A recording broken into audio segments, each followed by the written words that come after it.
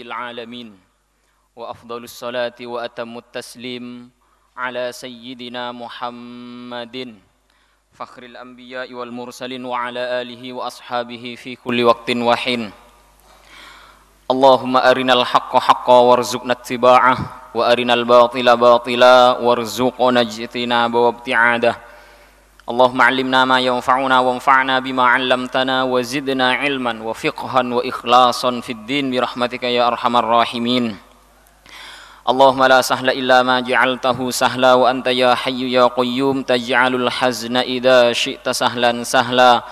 Rahmataka narju fala takilna ila anfusina tarfata 'ainin wa la aqalla min dhalik wa aslih lana sya'nana kullahu fatiras samawati wal ard anta waliyyuna fid dunya wal akhirati waffana muslimin wa alhiqna bis salihin waj'al lana lisana sidqin fil akhirin waj'alna min warathati jannatin na'im wa la tukhzina yawma yub'atsun yawma la yanfa'u malun wa la banun illa man atallaha biqalbin salim wa ba'du. Faya wahab alhimna as-sawab wa jannibna az-zalal wal khata' wan nisyan. Bismillah wa subhanallah walhamdulillah wa la ilaha illallah wallahu akbar wa la hawla wa la quwwata illa billahil aliyyil azim. Adada ma kutiba wa yuktab abadal abidin wa dahrad dahirin.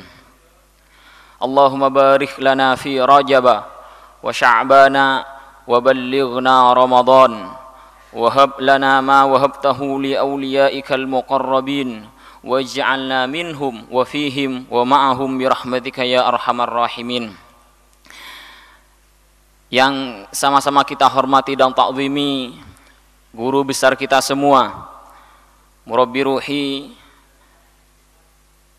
Buya Yahya Zainal Ma'arif hafidhahullah wa matta'ana Allah ta'ala bihayatihi wa atalallahu baqa'ah wa adama izzah wa ballagha sautahu lil afaq, dan seluruh keluarga besar beliau yang semoga oleh Allah Subhanahu wa taala selalu dianugerahi kesehatan yang sempurna, amin ya rabbal alamin. Para hadirin, para majelis, para bapak, para ibu, para alim, para ulama yang sama-sama dirahmati oleh Allah Subhanahu wa taala, alhamdulillah pada kesempatan pagi hari ini, di kesempatan baik ini, di bulan yang baik ini, Allah Subhanahu wa taala masih selalu senantiasa memberikan rahmat, hidayah, taufik serta ma'unahnya kepada kita sehingga kita dimudahkan untuk berkumpul dalam kebaikan, mengaji kitab Allah Subhanahu wa taala, memahami kitab Allah Subhanahu wa taala, yang semua itu tiada lain orientasinya adalah untuk kebaikan dunia dan akhirat. Semoga kita semua termasuk dalam kategori firman sabda Rasulullah sallallahu alaihi wasallam yang diriwayatkan oleh Sayyidina Utsman radhiyallahu anhu, khairukum man ta'allamal Qur'an wa 'allamah. Sebaik-baik kalian adalah orang yang mempelajari Al-Qur'an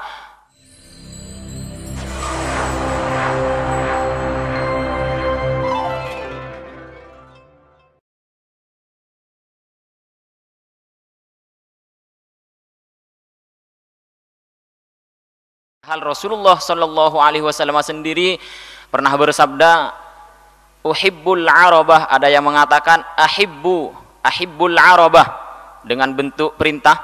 Yang pertama bentuk pengakuan dari beliau sendiri, uhibbul arabah li thalathin, saya mencintai Arab itu karena 3 hal. Pertama, ana arabi, kata Rasulullah, beliau merupakan orang Arab. Yang kedua, wa lughatul Qur'anu arabiyyah, bahasa Al-Qur'an bahasa Arab. Yang ketiga, wa lughatu ahlil jannati arabiyyah, dan bahasa penduduk surga adalah bahasa Arab. Apalagi pernah saya mendengarkan keterangan dari salah satu guru bahwa orang-orang orientalis, siapa orang orientalis yang dikatakan dalam bahasa Arab al-mustasyriqun, orang-orang non muslim barat yang sengaja mempelajari ilmu ketimuran, yaitu tentang keislaman, bukan untuk masuk Islam, akan tapi untuk mencari kelemahan-kelemahan yang terdapat di dalam Islam. Mereka orang-orang orientalis ini mengatakan kalau ingin menghancurkan umat Islam gampang. Bagaimana caranya? Pisahkan mereka dari bahasa Al-Qur'annya. Pisahkan mereka dari bahasa Al-Qur'annya. Bahasa apa bahasa Al-Qur'an? Bahasa Arab. Bayangkan ketika tidak ada salah satu atau bahkan mayoritas dari generasi muslim sudah tidak bisa memahami bahasa Al-Quran, tidak bisa bahasa Arab, akan dari mana kita bisa memahami undang-undang kehidupan kita? Akan dari mana kita bisa menjalani hidup sesuai dengan undang-undang yang oleh Allah Subhanahu wa taala diturunkan lewat Al-Quran? Al-Quran dusturun nasi ajma'in. Al-Quran merupakan peraturan, undang-undang untuk semua manusia. Dalam segala lini aspek kehidupan kita, Al-Quran yang menuntun. Jika kita tidak bisa memahami Al-Quran dengan baik, maka kita beralih kembali kepada pemahaman-pemahaman ulama, ahli tafsir, ahli hadis, ulama fikih, ulama bahasa, dan semua hal yang menunjang terhadap pemahaman kita kepada Al-Quran. Tidak cukup kembali kepada terjemahan, karena terjemah Al-Quran bukan Al-Quran. Terjemah Al-Quran diambil dari tafsir Al-Quran. Maka dari itu, ini merupakan usaha dari kita untuk bagaimana kita tidak jauh dari bahasa Al-Quran. Dan perlu ditanamkan lagi kepada generasi kita, anak cucu kita. Misalnya bahasa selain bahasa Arab merupakan tuntutan zaman bahasa Inggris, oke. Tapi jangan sampai bahasa Arab di nomor 2-kan, apalagi sampai tidak diajarkan kepada anak-anak kita. Alhamdulillah, Allah Subhanahu wa taala masih selalu memberikan kemudahan kepada kita untuk setidaknya sekalipun tidak semuanya kita belajar 1-2 ayat dalam 1 minggu sekali. Dan pada kesempatan kali ini Al-Fakir akan melanjutkan pembahasan yang sudah dimulai dari minggu-minggu sebelumnya, yang mana telah Al-Fakir singgung sebelumnya bahwa mengenai pembahasan tentang orang-orang munafik yang oleh Allah Subhanahu wa taala digambarkan dalam Al-Qur'an, itu mulai dari surah An-Nisa ayat 137 sampai surah An-Nisa ayat 147. Ada sekitar 10 ayat, yang mana pada kesempatan kali ini insya Allah kita akan menuntaskan 3 ayat terakhir dari pembahasan tentang orang-orang munafik. Allah Subhanahu wa taala dari ayat-ayat sebelumnya sudah memberikan gambaran seperti apa tingkah laku orang munafik, seperti apa usaha orang munafik untuk menjerumuskan kita orang-orang Islam yang hakiki, dan seperti apa Rasulullah bermuamalah, berinteraksi dengan orang-orang munafik. 3 ayat terakhir ini akan dilanjutkan dengan pembahasan bagaimana Allah Subhanahu wa taala mewanti-wanti kita, bahkan mengancam kita orang mukmin agar tidak berperilaku seperti orang-orang munafik, karena nanti orang-orang munafik akan ditempatkan di neraka lempengan terbawah. Setelah itu Allah Subhanahu wa taala tidak serta-merta mengancam atau bahkan tidak memberikan jalan taubat kepada orang-orang munafik, tidak. Indahnya ayat ini Allah Subhanahu wa taala menutupnya dengan cara bertaubatnya orang munafik. Allah Subhanahu wa taala berfirman dalam surah An-Nisa ayat 144, A'udzubillahi minasyaitonir rajim. Ya ayyuhalladzina amanu la tattakhidul kafirina awliya'a min dunil mu'minin aturiduna an taj'alu lillahi 'alaikum sultanan mubina. Ini peringatan kepada kita orang mukmin. Selanjutnya, innal munafiqin, ayat berikutnya ini ayat 145, ikhbar, pemberitahuan kepada kita. Kenapa kita diancam dengan ayat yang barusan? Karena ancaman bagi orang-orang munafik dan kawan-kawannya adalah innal munafiqina fid darkil asfali minan nar walan tajida lahum nasira. Akan tapi sekali lagi Allah Subhanahu wa taala dengan sangat bijaknya memberikan tuntunan kepada mereka orang-orang munafik yang mau bertaubat, illal ladzina tabu. Bahkan sama ulama Al-Qur'an, ulama tajwid dikatakan waqaf, dikata lahum nasira, itu waqaf tidak baik. Jadi harus dilanjutkan karena ayat yang terletak sesudahnya itu istisna, pengecualian. Otomatis apabila ada pengecualian, ada yang dikecualikan, tidak semua orang-orang munafik akan ditempatkan di lempengan neraka paling bawah. Ada pengecualiannya, mereka yang bertaubat, illal ladzina tabu wa aslahu wa atasamu billahi wa akhlasu dinahum lillah faulaika ma'al mu'minin wa sawfa yu'tillahul mu'minina ajran 'azima. Ditegaskan dalam ayat terakhir, ma yaf'alullahu bi'adzabikum in syakartum wa amantum wa kanallahu syakiran 'alima. Dalam ayat pertama ini merupakan khitab kepada kita orang mukmin semuanya. Orang mukmin dikhitab oleh Allah Subhanahu wa taala, ya ayyuhalladzina amanu, wahai orang-orang yang beriman. Ini tambih, peringatan. La tattakhidul kafirina awliya'a min dunil mu'minin. Jangan sampai engkau, wahai orang-orang mukmin, menjadikan orang-orang kafir sebagai aulia. Aulia diterjemahkan secara sepakat oleh semua ulama. Bahkan kalau dilihat ke Al-Quran, terjemahan yang diterbitkan di Departemen Agama adalah sebagai pemimpin. Jadi tidak ada yang memaknai itu adalah teman dekat, sahabat, dan lain sebagainya. La tattakhidul kafirin aulia. Jangan sampai engkau orang mukmin, orang Islam, menjadikan orang-orang kafir sebagai pemimpinmu min dunil mu'minin, dari selain orang mukmin. Di sini dilanjutkan dalam kata la tattakhidul kafirin aulia. Dalam tafsir As-Sawi dikatakan kama fa'alal munafiqun. Jadi jangan sampai engkau menjadikan orang-orang kafir sebagai pemimpinmu seperti yang telah dilakukan oleh orang-orang munafik. Jadi berarti kalau di masa sekarang ada orang mukmin, bukan orang munafik, orang mukmin tapi rela dipimpin atau bahkan membela non muslim sebagai pemimpinnya, berarti dia sudah seperti orang-orang munafik, karena sudah ditegaskan oleh Imam As-Sawi di dalam tafsirnya kama fa'alal munafiqun, seperti halnya yang sudah dikerjakan oleh orang-orang munafik. Jadi jangan sampai terkecoh dengan perbandingan-perbandingan yang ada. Bahkan kalau bisa dikatakan itu bukan sebuah perbandingan, penghinaan.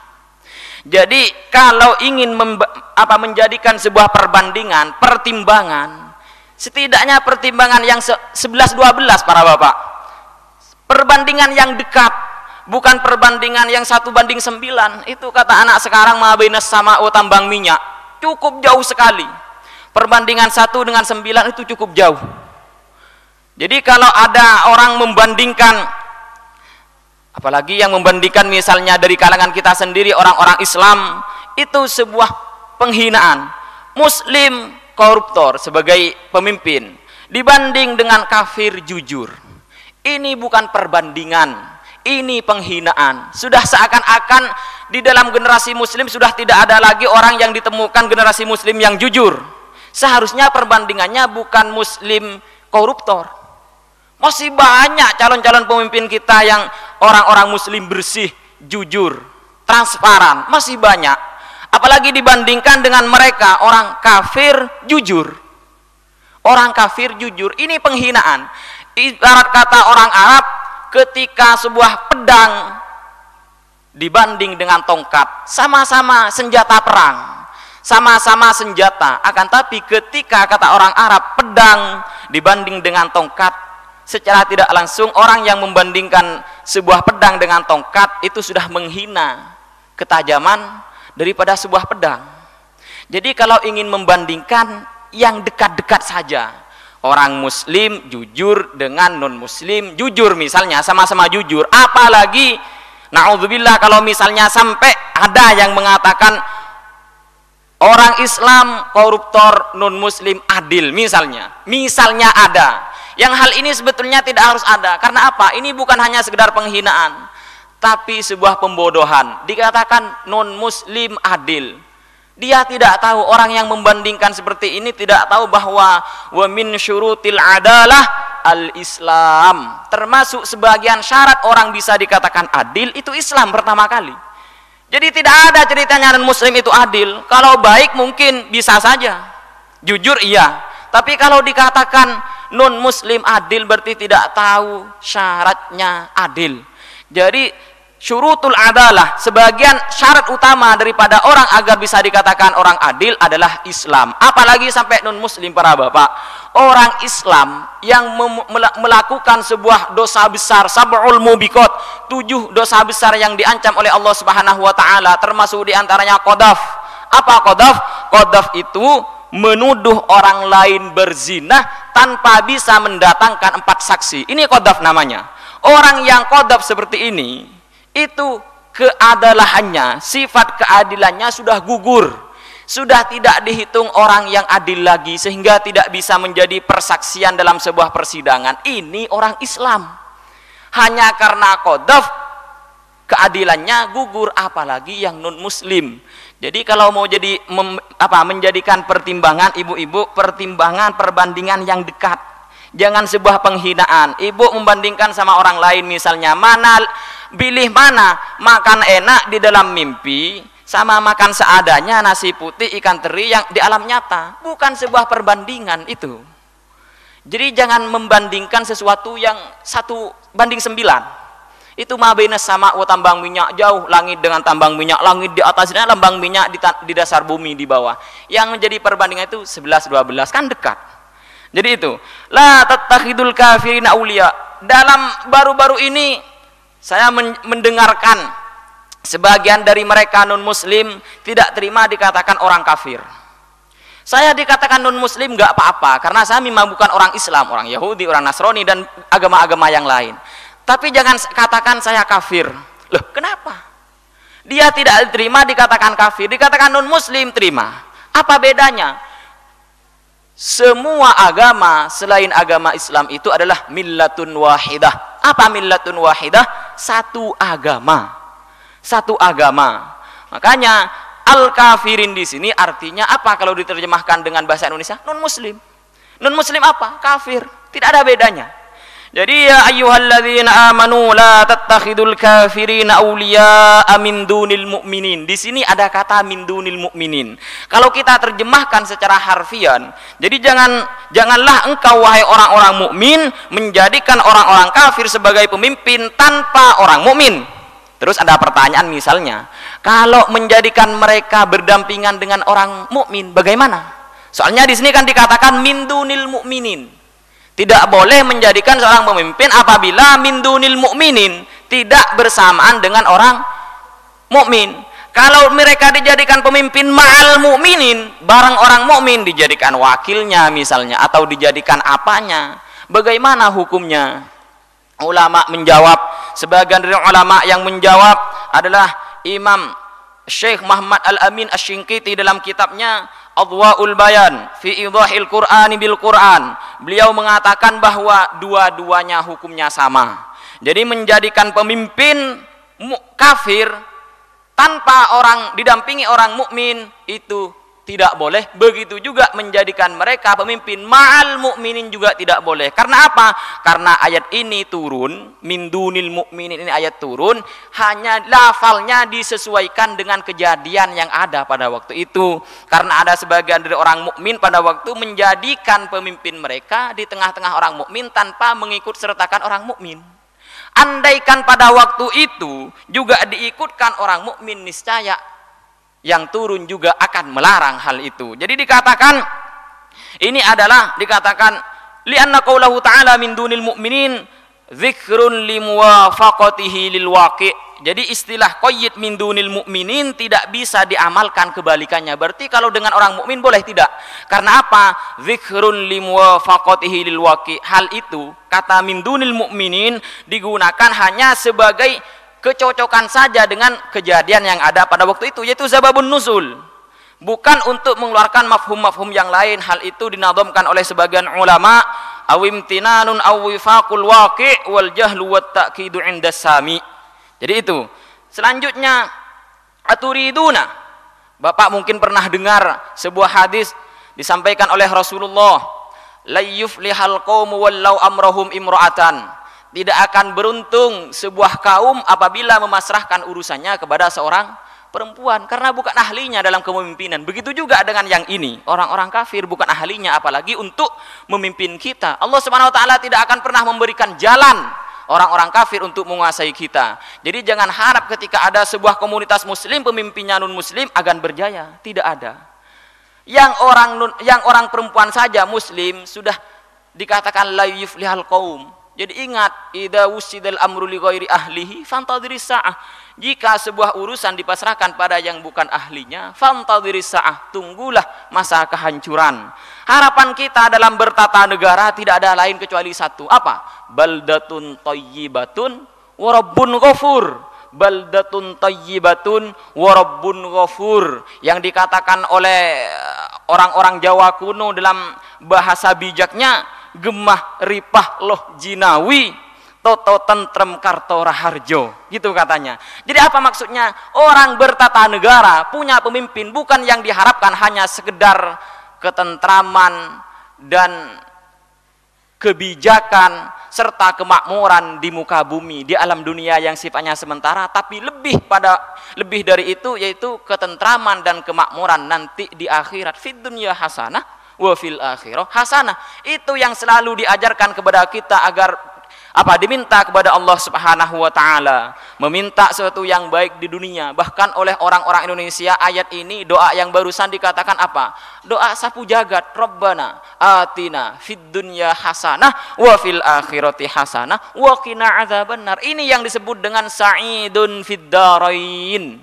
Bukan cuma sa'idun fid dunya atau sa'idun fil akhirah, tapi sa'idun fid darain, bahagia di dua-duanya, di dunia bahagia, di akhirat bahagia. Seperti itu kalau kita ditanyakan oleh orang-orang, apa tujuan ente belajar, apa tujuan ente nyantri, apa tujuan ente kuliah, apa tujuan ente hadir majelis? Tujuannya biar saya jadi orang yang sa'idun fid dharain, bahagia dunia akhirat.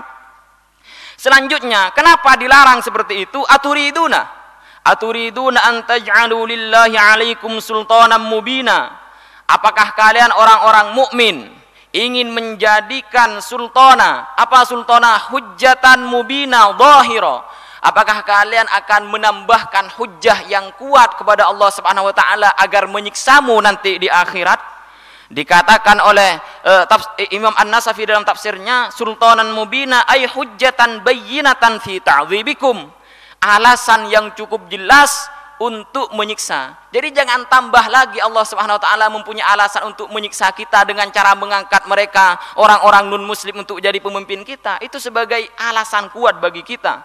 Alasan kuat bagi kita untuk Allah Subhanahu wa taala mempunyai alasan agar bisa menyiksa kita. Jangan sampai hal itu terjadi karena Allah Subhanahu wa taala sudah tidak cukup, maksudnya sudah tidak kurang mempunyai alasan-alasan untuk menyiksa kita nanti di akhirat. Dikatakan oleh Imam As-Suyuti dalam tafsir Jalalain tentang makna atau tafsir dari sultanan mubina ay burhanan bayyinan ala nifaqikum. Jangan sampai engkau berusaha menjadikan sebuah alasan yang cukup gamblang atas kemunafikanmu. Jadi kemunafikan ini sifat yang tertanam di dalam hati, tidak bisa dinilai oleh seseorang karena perbuatan hati. Akan tapi ketika seseorang sudah rela atau bahkan mendukung menjadikan non-muslim sebagai pemimpinnya, itu merupakan sultanan bayyinah, dalil yang cukup jelas bahwa orang tersebut orang munafik. Seperti pertemuan-pertemuan selanjutnya yang sudah Al-Fakir sampaikan tentang pembagian-pembagian orang munafik, setidaknya sekalipun mereka bukan orang munafik i'tiqadi, Islam luar dalam, akan tapi pekerjaannya seperti pekerjaan orang munafik. Dicontohkan oleh ulama dalam sebuah kitab, masih dalam rujukan yang sebelumnya, yaitu kitab Ad-Dinul Khalis yang belum sempat Al-Fakir baca sebelumnya, An-Muwadaj Al-Munafiqin. Apa contoh orang-orang munafik yang munafik bukan munafik i'tiqadi, akan tapi munafik amali, munafik pekerjaan, munafik akhlak, tata krama, tingkah laku. Wa in syi'ta antara an mudajan minal munafiqina fantalik ila majlisil umara. Ini bukan kata Al-Fakir, hanya menyampaikan kata ulama sekian abad silam. Wa in syi'ta, jika kamu ingin, antara an mudajan, ingin melihat contoh, minal munafiqina, dari orang-orang munafik, fantalik ila majlisil umara, pergilah ke majelisnya para pemimpin. Di situ akan banyak didapati orang-orang munafik, tapi tidak bisa dipungkiri bahwa di situ juga banyak orang-orang yang baik. Wanzur ila musahibihim, dan lihatlah kepada orang-orang yang berdekatan, menjadi orang-orang terdekat dari pemimpin tersebut. Kaifa yurajjihuna mardatihim ala mardati syari'. Bagaimana mereka yang dekat dengan para umara tersebut memenangkan ridhonya pemimpin tersebut daripada ridhonya syariah. Jadi sekalipun ke syariah salah, akan tapi ini untuk demi mendapatkan perhatian pemimpinnya dibenarkan.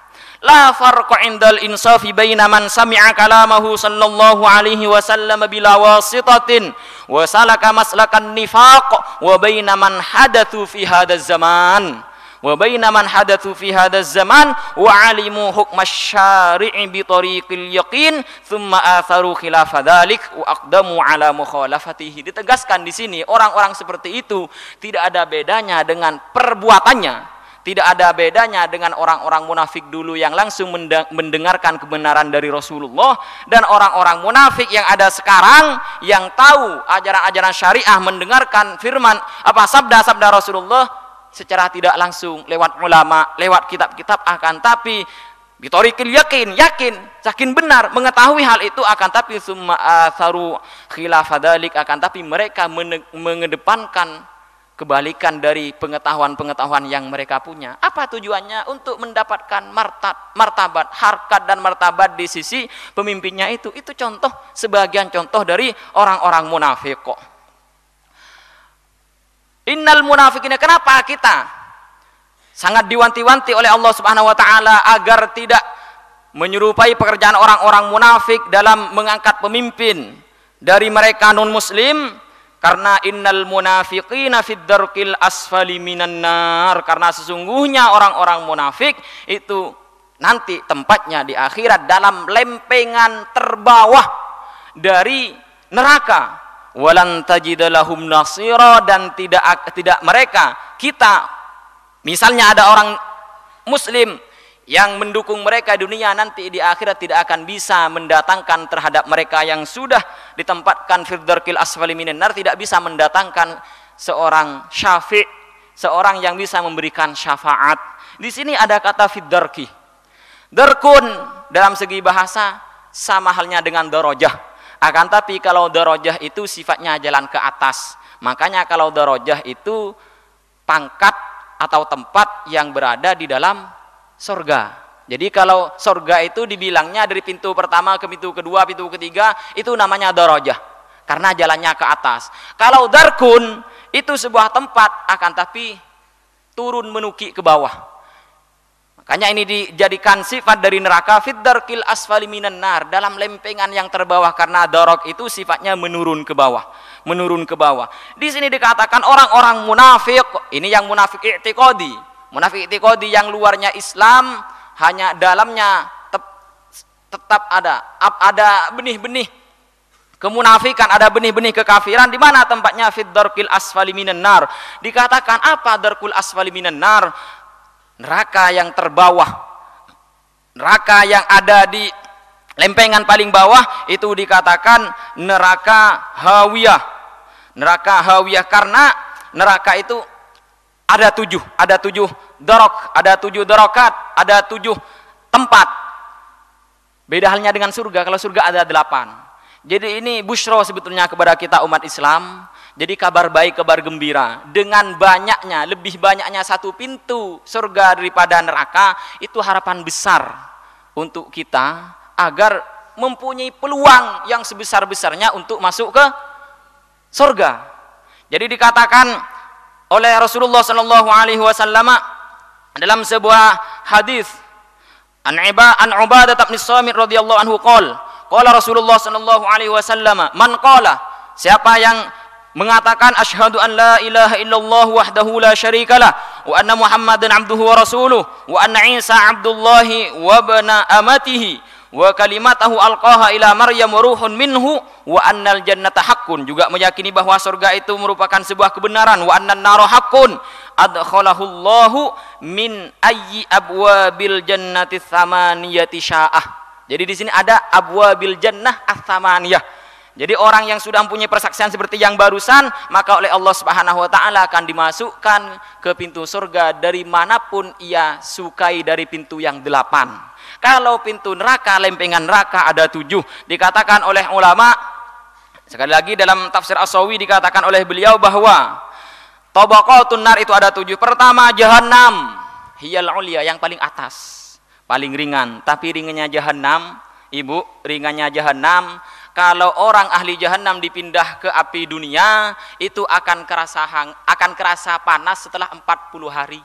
40 hari 40 malam sudah kerasa panas. Dari saking panasnya api neraka jahanam. Bahkan digambarkan siksaan paling ringan di situ ada qob-qob, ada apa? Ada trompa terbuat dari api neraka yang kalau dipakai oleh ahli neraka itu bukan cuma kakinya yang panas tapi otaknya yang mendidih. Dari saking panasnya dari bawah. Ini paling atas, paling ringan.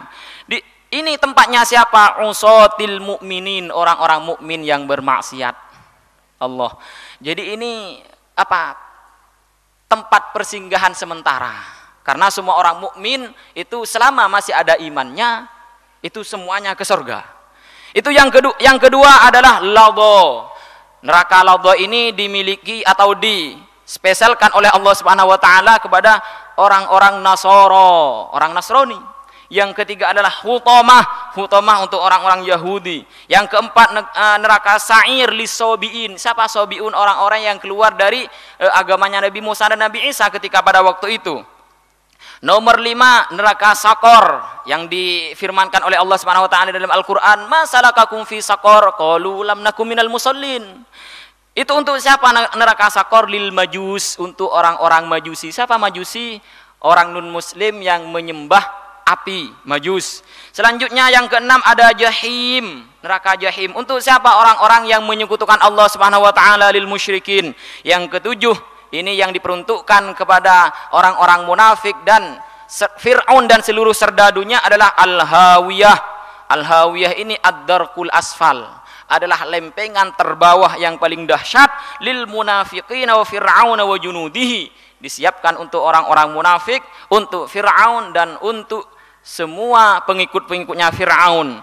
Difirmankan oleh Allah Subhanahu wa taala, udkhulu ala fir'auna asyaddal azab. Masuklah kalian wahai Fir'aun dan semua serdadunya Fir'aun, pengikutnya Fir'aun termasuk orang-orang munafik, asyaddal azab, terhadap tempat rumah siksa yang paling parah. Yaitu apa yang dikatakan barusan, darkul asfal, yaitu neraka hawiyah.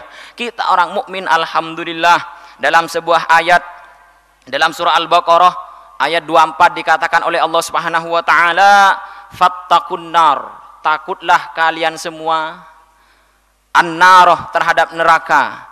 Yang mana neraka tersebut allati waquduhan nas, yang mana waqudnya, bahan bakarnya neraka tersebut, neraka itu akan selalu apa? Akan selalu berkobar dengan apa? An-nas, manusia.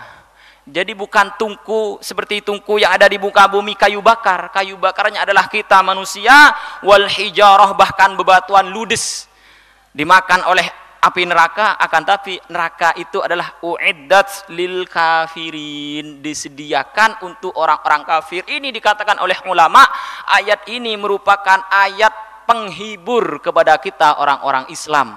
Jadi harapan besar masih terbuka, peluang di depan kita, bahwa kita orang-orang Islam mempunyai harapan besar dan harus yakin selama Islam masih ada, kita akan bisa masuk ke surga. Karena neraka uiddat lil kafirin, karena neraka itu adalah dipersiapkan untuk orang-orang kafir. Allah Rabbana, ya Rabbana, nas'alullah al-afwa wal afiyah, nas'alullah al-afwa wal afiyah. Allahumma ja'alna min ahli al-jannah wa a'idna minan nar ya Rabb, illa alladhina tabu. Akan tapi orang-orang munafik itu bukan berarti ditutup pintu maafnya selama matahari belum terbit dari barat, selama nyawa masih belum yugharghir, nyampe sini hampir meninggal, selama masih belum nyampe sini pintu taubat masih dibuka selebar-lebarnya. Tapi kalau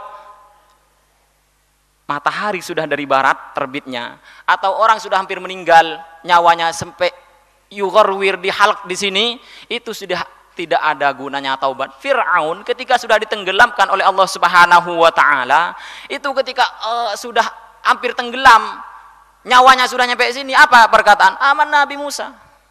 Iman kepada Nabi Musa dan Tuhannya, tidak ada gunanya.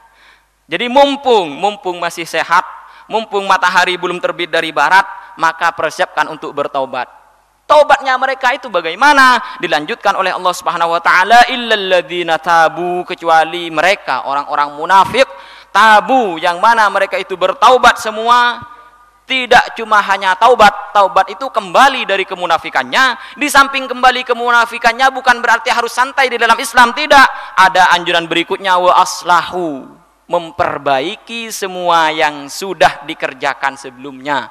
Jadi kalau misalnya ini pertanggungjawaban, saya waktu jadi orang munafik terlanjur mengangkat sebuah pimpinan seorang kafir. Ketika sudah bertaubat harus bisa memperbaiki, minimalnya menurunkan, karena pertanggungjawaban. Wa aslahu, yang kedua wa'tasamu billah, wa'tasamu billah, yang ketiga setelah taubat memperbaiki, wa'tasamu billah, berpegang teguh dalam beragama kepada Allah Subhanahu wa taala, tidak mengikuti ajaran-ajaran yang sudah keluar dari ajaran Islam. Jadi dalam Islam sudah lengkap, mau takwa, mau perintah ada, mau larangan ada, mau yang halal ada, yang haram juga sudah digariskan, jangan sampai hal itu dilanggar. Wa akhlasu, tidak hanya itu, ini menggunakan huruf atopnya menggunakan waw, Ibu. Kalau kata anak-anak santri, waw itu limutlaqil jam'i, jadi tidak ada pilihan, cukup taubat atau berbuat baik misalnya, atau wa'tasamu billah, atau wa akhlasu dinam, tidak. Huruf atop waw itu limutlaqil jam'i, harus ada semuanya. Jadi taubat, memperbaiki diri, memperbaiki semua pekerjaan yang sudah terlanjur dikerjakan dari sebelum-sebelumnya.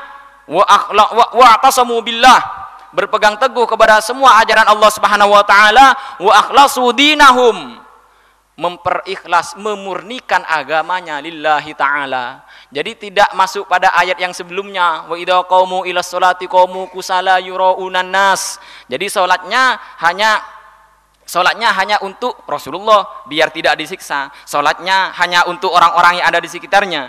Jadi faulaika, jika sudah seperti itu, akhlasu dinahum lillah, faulaika ma'al mu'minin, maka orang yang seperti itu nanti di akhirat akan digolongkan dengan orang-orang mukmin.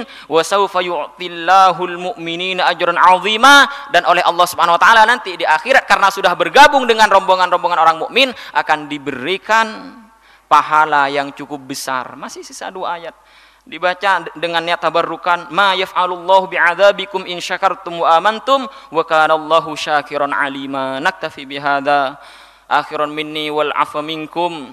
Semoga kita semua tidak menjadi orang-orang yang munafik dan mendapatkan ampunan dari Allah Subhanahu wa taala serta bisa memperbaiki semua amal yang sudah terlanjur buruk sebelumnya.